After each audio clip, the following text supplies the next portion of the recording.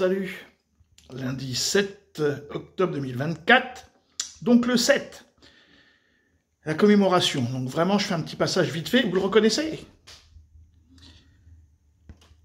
Avec son ruban jaune, hein. Faut pas oublier qu'il y avait l'étoile jaune, après il y a eu la main jaune, après il y a eu les gilets jaunes, et maintenant il y a le ruban jaune, donc le ruban que les juifs y portent pour libérer les otages. Donc Chalgoumi, l'imam Chalgoumi, certainement le seul imam rabbin au monde, hein.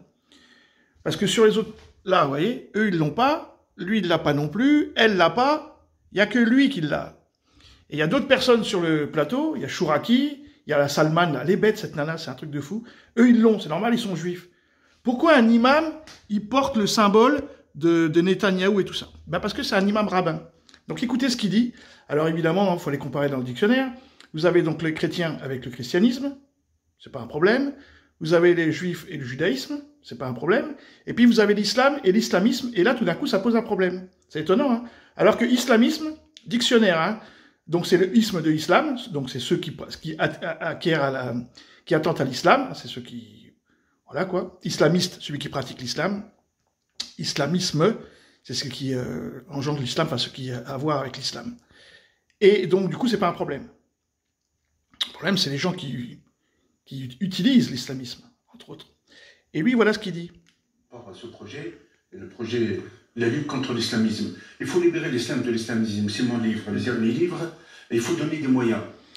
Il faut libérer l'islam de l'islamisme. Un musulman, il ne peut pas dire ça. Ça n'a pas de sens. Donc, lui, là, eh ben, je pense que, en fait, il n'a pas grand-chose à voir avec l'islam. Hein. Ça, je le savais. Donc, on va aller voir un petit peu en arrière. Voilà, je trouve que ça symbolise bien l'image. Sur le mur des lamentations, 365 jours et le liseré et le ruban jaune. Et l'imam rabbin et son ruban jaune. C'est incroyable, hein? C'est incroyable cette histoire. Ils vont en paix, en harmonie. On veut que ces otages y retournent, sains et saufs. On veut que ces familles, ils sont en deux. On veut qu'aussi les coupables, les criminels, les assassins, ils passent à la justice.